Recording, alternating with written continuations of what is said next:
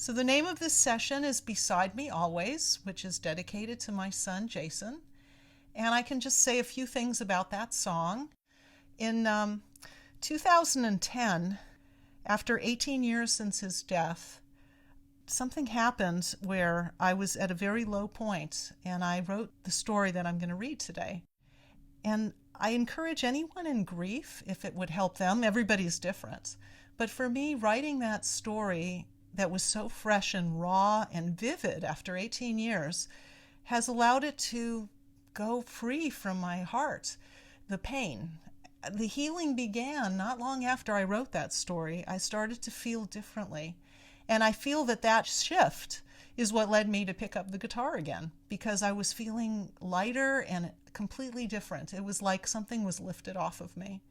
So I wanted to play the first song with my guitar was Beside Me Always, and I did. And then I wanted to record my songs, and I went on this whole exciting journey through music.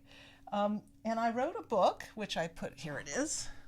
And the main thing was I wanted to make it an audio book with my own voice. And I was very determined to publish it. And when I went to a publisher and he heard it, he said, "Why don't we have a professional record it?" So Susan Hanfield did the recording for my audiobook.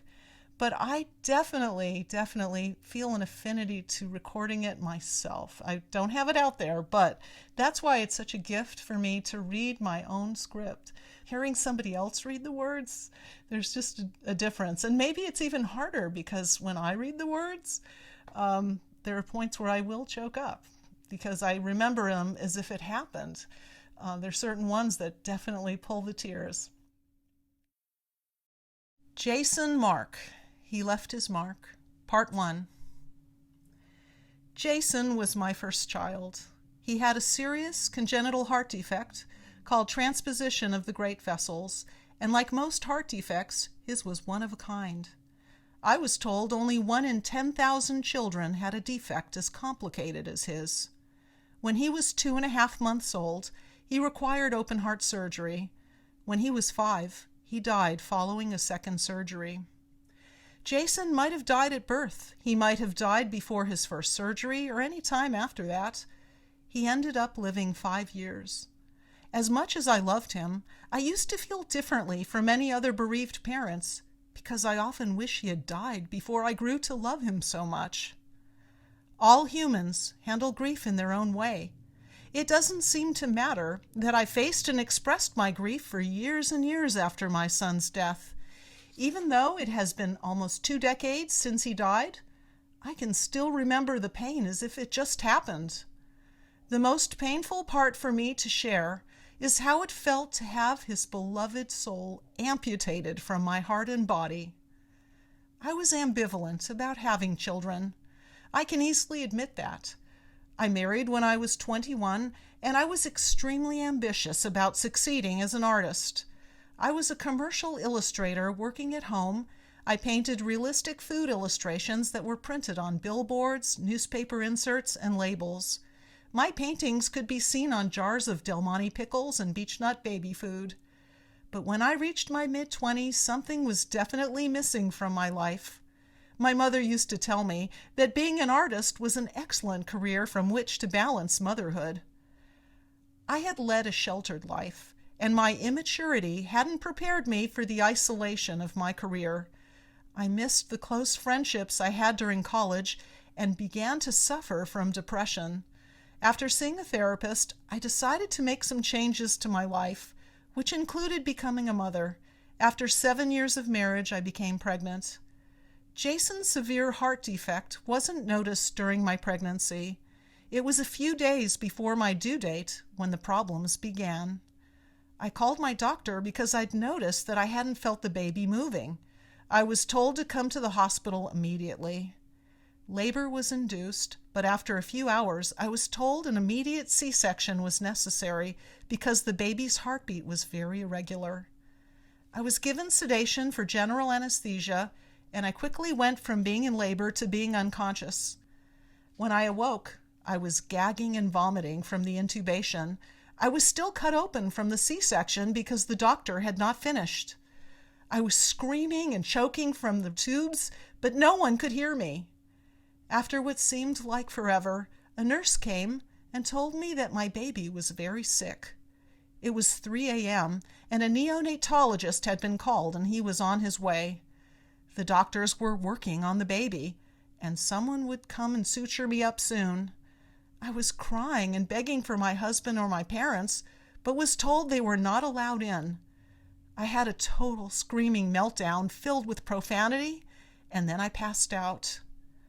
Finally, my husband came to my side and told me our baby boy had a congenital heart defect. Because I was exhausted and in terrible pain, I had great difficulty focusing on what the pediatric cardiologist was explaining to me with his technical jargon.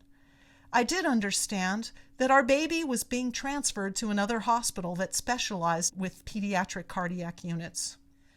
The moment I remember most was when I was asked if I would like to see him before he was taken away.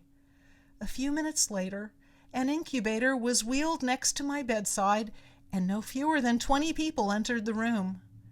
Through the glass, I could see a large, beautiful baby with eyes that were wide open and alert. He had tubes all around him, but a nurse said I was allowed to put my hand through a hole in the glass. I marveled as he briefly held onto my finger with his tiny hand. I was in horrible pain. I was inconsolable. My husband said, "The cardiologist told me he didn't think you understood the seriousness of our baby's heart defect." I told my husband that it was probably because I had asked the doctor, "How long a life can I expect for my baby?" A few days later, we decided to name our son Jason, which meant healer. I was transferred to the hospital where Jason was, despite being in terrible pain from my C-section. I'll never forget that ride in the ambulance only 2 days after major surgery. Whenever we hit a bump in the road, I screamed at the top of my lungs in agony. My mother, holding my hand, sobbed along with me. It was almost as if she felt my actual pain. When I first arrived at the hospital where Jason was, I was in too much pain to get into a wheelchair. It was hard for me to imagine ever straightening up and walking upright again. I was laid onto a gurney in order to see Jason. I did not want to know him. I did not want to become too attached. The next day, I attempted to nurse him, but he was weak and flaccid. With all the tubes, it was awkward, and he had no strength to suck at all.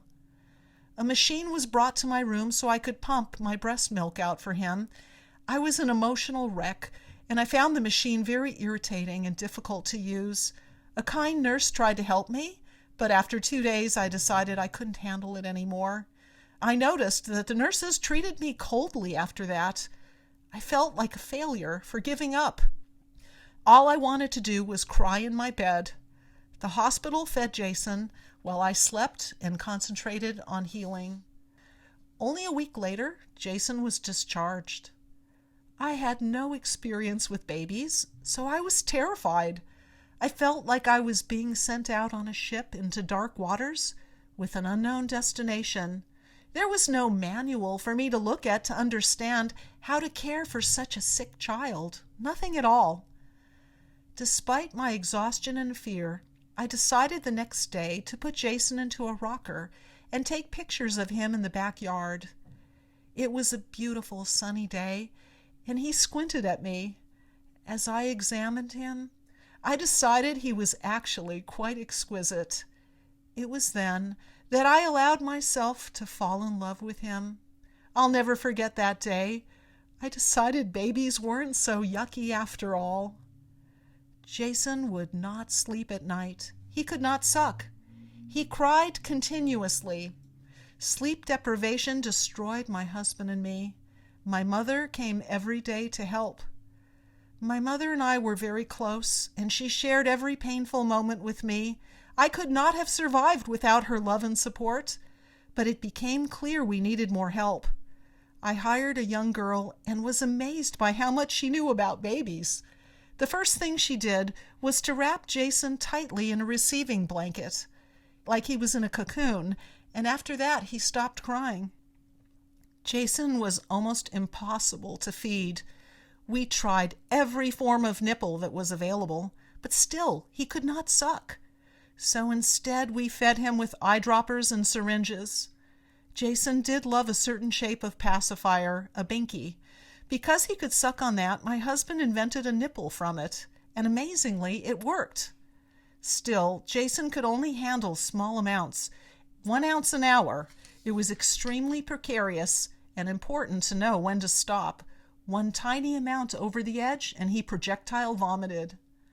The cardiologist explained to us that Jason had a temporary hole in his heart, which allowed for some oxygen to enter his bloodstream, despite his heart being transposed, or backwards. However, within a few months the hole would close, and he would require open heart surgery. Not long after that appointment, Jason's fingernails and lips began to turn blue from lack of oxygen as the hole began to close. One evening, we took Jason to urgent care when he wouldn't stop crying. He was hospitalized, and the next day a procedure was done in the heart catheterization lab. He seemed better for a few days, but then became sick again. We brought Jason back to the hospital. This time when he was put on a monitor, we were told the oxygen sensor was broken. It wasn't possible for his oxygen to register so low. It turned out it was that low. I was coming back from the restroom when I heard my child screaming. His screaming made something primal rise up in me. His screams resulted from a tube that had been inserted into his nose to feed him. That was something I had never allowed. The nurse said Jason was wasting away and required the tube. I explained that I was able to feed him, but his special nipple was missing from the bedside table. It turned out that someone had discarded our precious modified pacifier.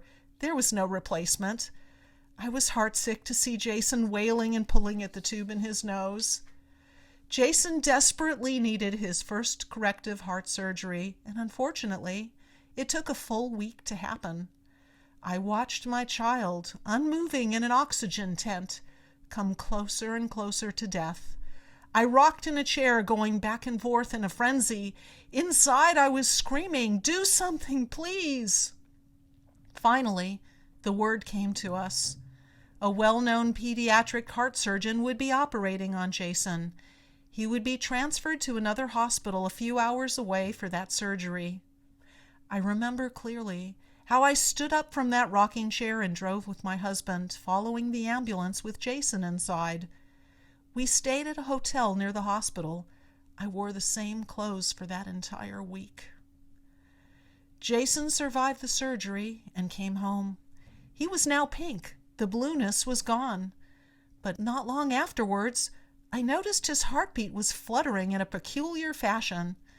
I raced him to the emergency room and was told he had an arrhythmia. The cardiologist explained that it was a common result of the heart being cut during surgery. The treatment to stop the irregular heart rhythm was to dunk my child in a bucket of ice because it would shock his heart back into a normal rhythm. Jason was handed back to me cold and shaking, with his heart beating normally once again. For a few months, this sometimes happened several times a week. Jason continued developing, but he was small and he vomited easily and frequently. I had nothing to gauge what would be considered normal.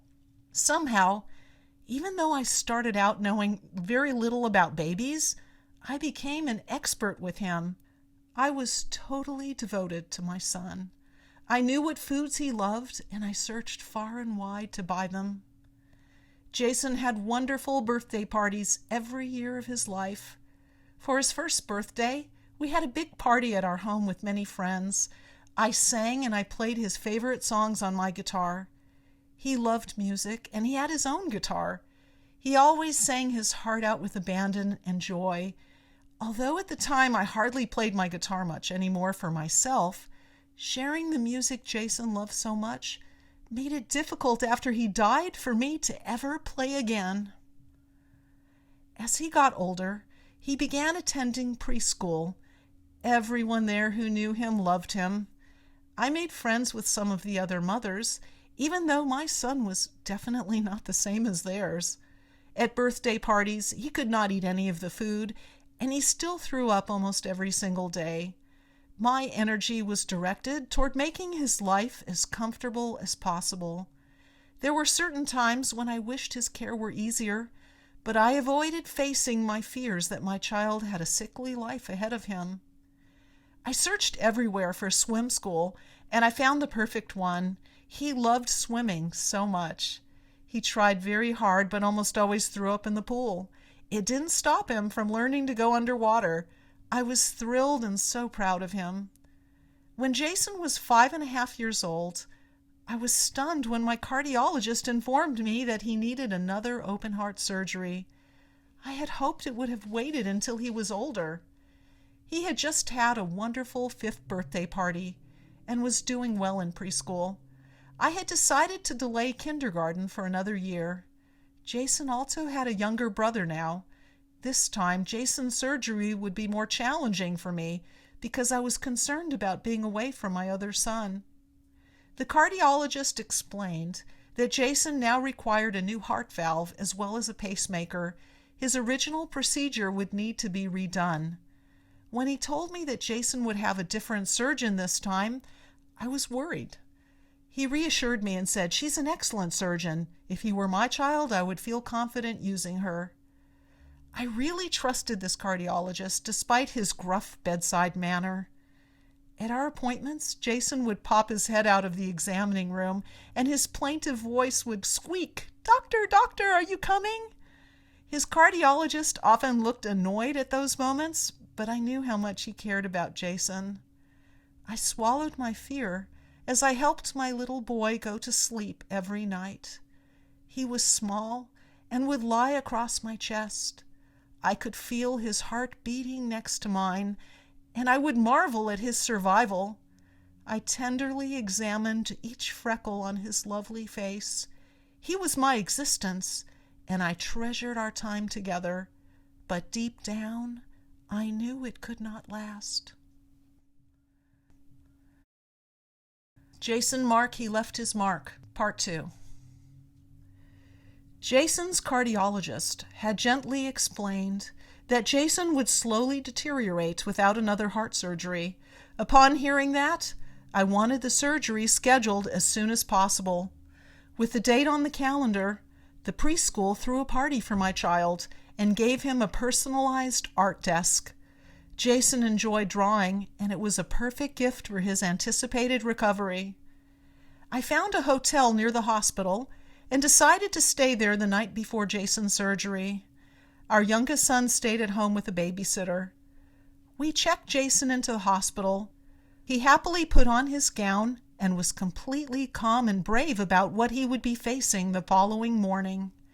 Even though he was only 5 years old, in many ways he was a wise old man.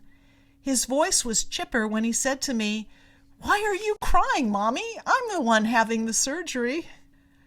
I experienced another trauma, recalling how my parents came to visit that night.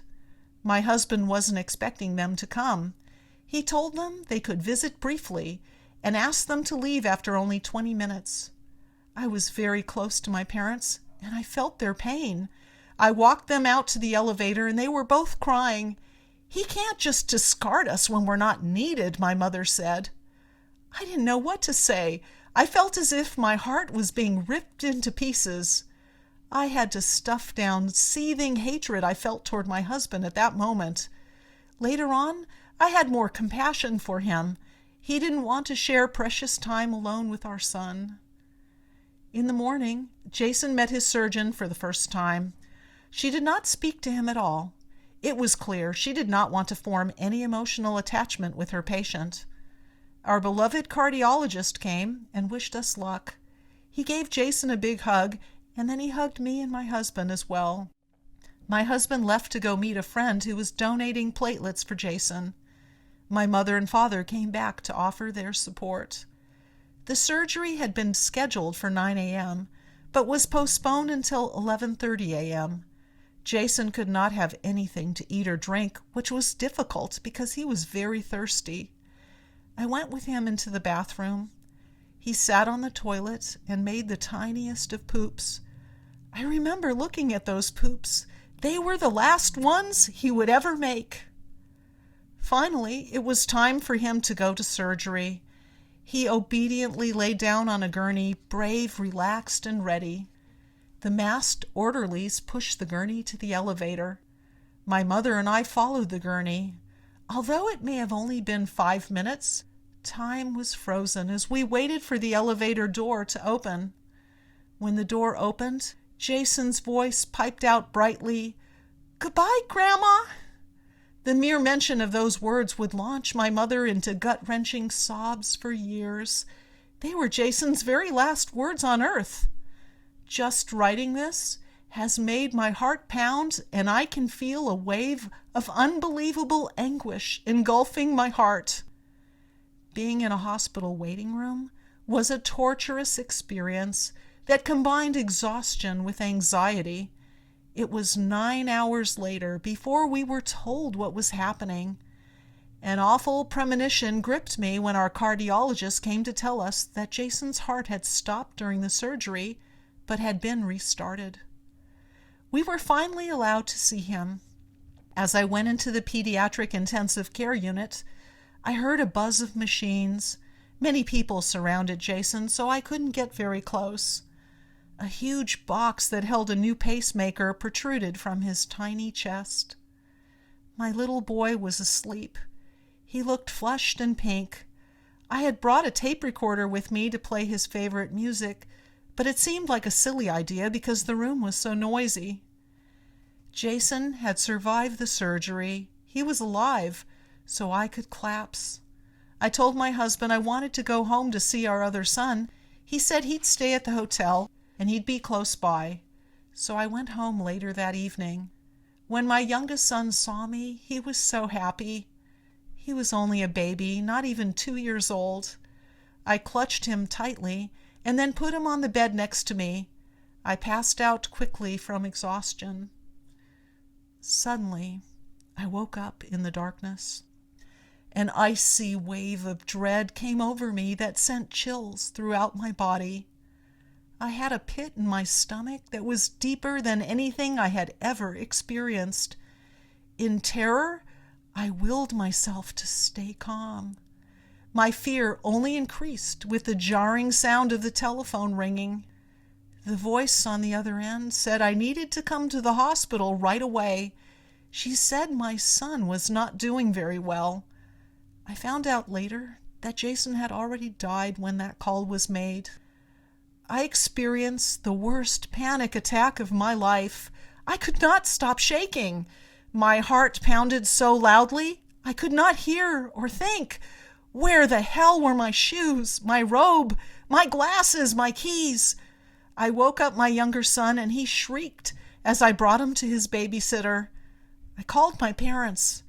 They were waiting for me to pick them up. It was the longest drive of my life. My heart continued pounding and pounding. I thought my head would explode. It was still dark outside when my parents got into my car. My mother and I wailed as I drove to the hospital. We parked, but I couldn't remember where the pediatric intensive care unit was. We ran down the wrong hallway and kept hitting dead ends. We were lost, and I started crying out loud. We desperately asked a guard to show the way, and then we got lost again. Suddenly, I saw my husband at the end of the hallway. He was running towards us, crying loudly. He sobbed, "He's gone!" I started screaming. We all screamed and cried so loudly because the unthinkable had happened. There was no way for me to have prepared myself for this. My husband was always shy and discreet. I had never seen him cry before. Our sobs and wails went on until he told me that we were way too noisy. The screaming stopped. The surgeon came to see us. She was crying too. I dismissed her. Go away! I decided I didn't have to listen to any more medical jargon about cardiac abnormalities ever again. We were told we had to wait. They needed to fix our child up in order for us to see him. My mother said she couldn't face seeing Jason dead, but my father said he would come in with us. It was soon time for me to go in and face seeing death.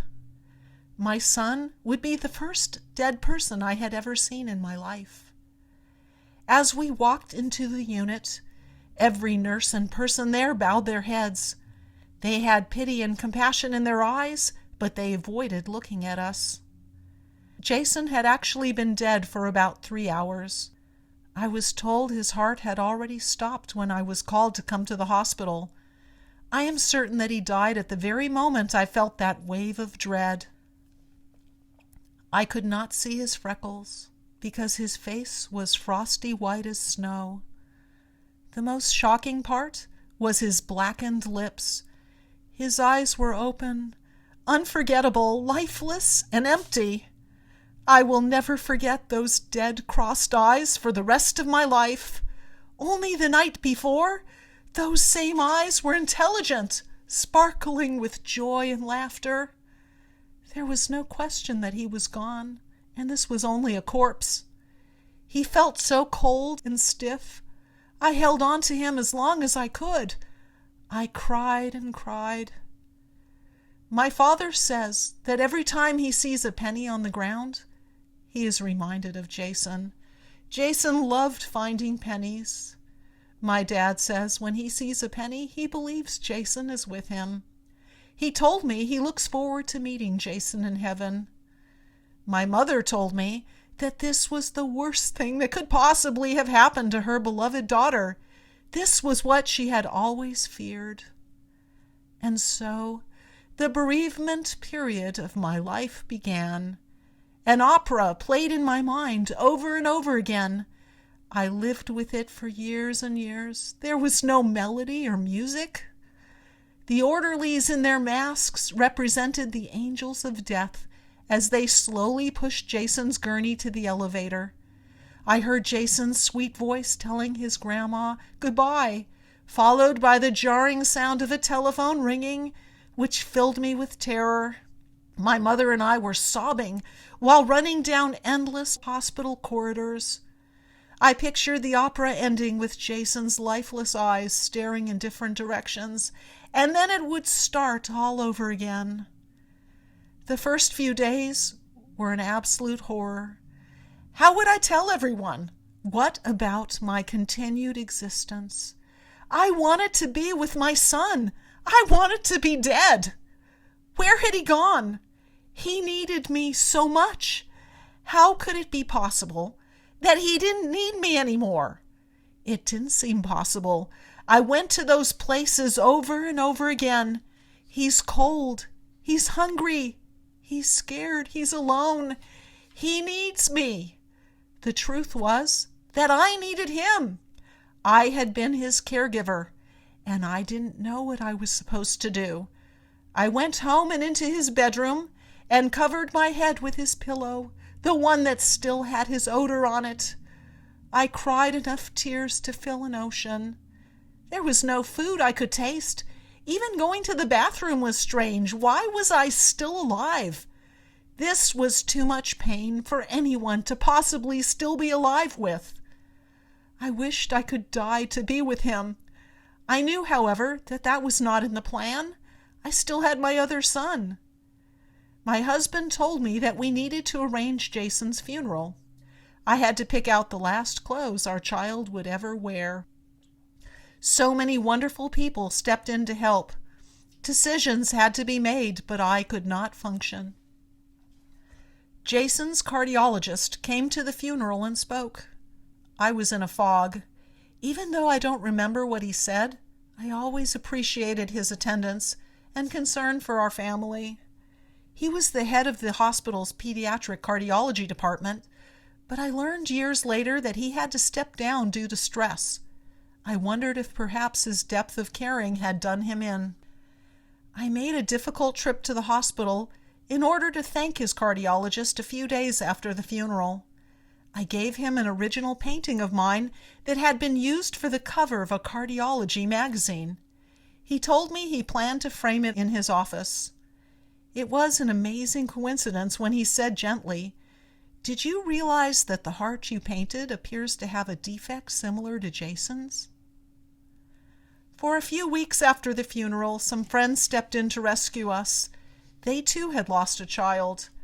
They showed up to cook breakfast and then hung around to have lunch. Our plodding existence could best be described as one of total shock. Books have been written about the stages of grief. I have lived all of those stages. The numbness was bizarre. There was no sense of time. Eating, sleeping, living seemed outside the realm of what it once was. There was no purpose for anything anymore. There was no way to control the endless parade of intensely painful, repetitive thoughts. It was too soon for me to be able to accept that my son's death was real. The most difficult moment of every single day was to wake up and face what had happened.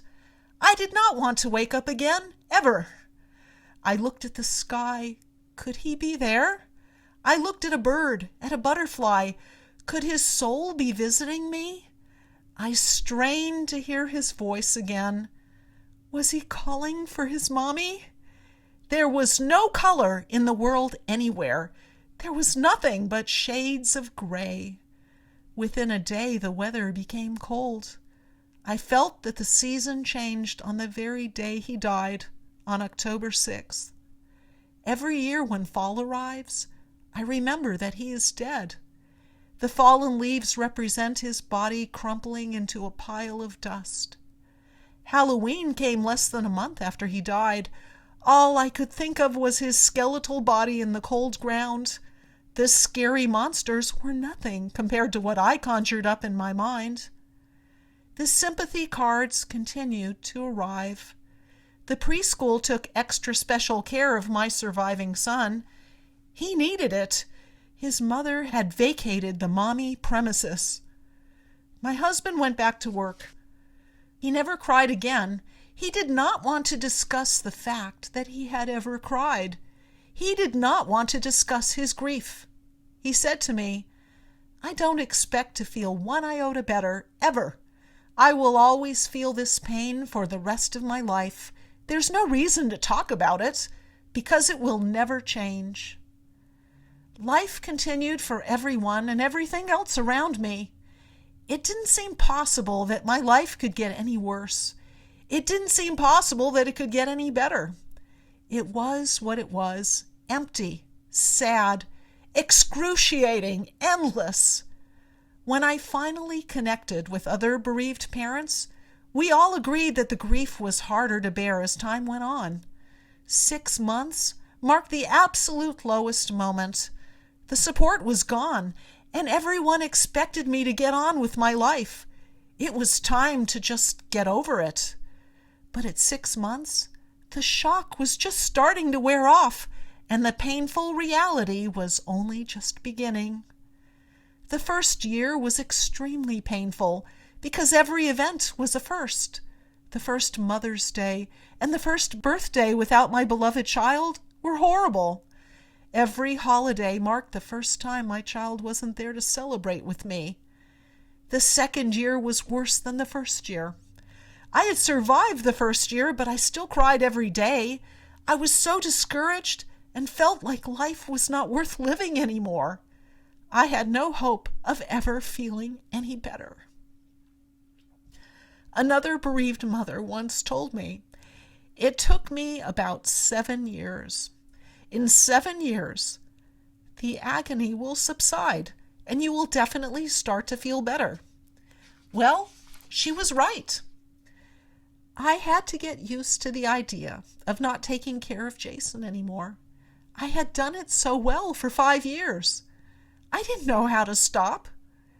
Eventually, I cleaned out his room. For a bereaved parent, that is a difficult step to face. I spent many days crying on his bed, holding one of his shirts against my cheek. I gave birth to 2 more children after pregnancies fraught with the fear that I'd have another child with a heart defect. I sobbed inconsolably while giving birth. When I nursed my babies and later on saw what healthy children could do, I felt both amazed and anguished, remembering Jason and his frailty. I went through the motions and escaped into caring for their needs. I adjusted to life without Jason. I had to face going to children's birthday parties and holiday celebrations. I had to walk through the market and not cry when I saw the food I used to buy for him. I had to learn how to live while seeing other children his age grow up. I had to accept that he would never grow up. He would never outlive me. He would never be anything but what he was. He was my first child, and he changed me forever. He was the child of mine that caused me so much pain. He was an amazing human that came out of my body but was never mine to begin with. That revelation was truly the beginning of my healing. Loving someone doesn't make him or her belong to you. I've accepted this with my living children as well. I originally wrote my story about Jason in 2010, 18 years after his death. It was a tremendous relief for me. Not long after, I began to play my guitar again. I was incredulous, that I felt joyful. It was actually a miracle, because my life was so stressful at that time. I grieved deeply for many years, and I allowed myself to feel the pain. I pictured my grief as a doorway that I went through rather than around. I was always proud of my survival, but I wish I had allowed myself to move beyond simply surviving. My zombie-like existence was familiar, and it certainly would have continued if I hadn't made changes to my life. As the years passed, I felt like I was wounded and damaged.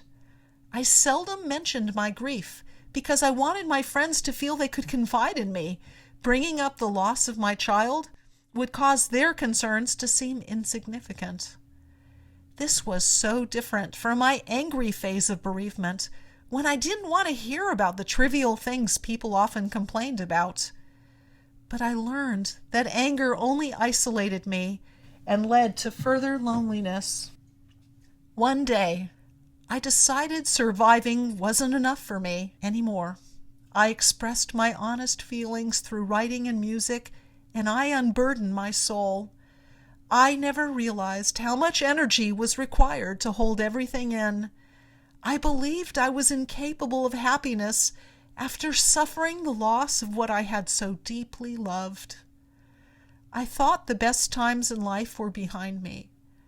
I am so grateful now, because I don't feel that way anymore.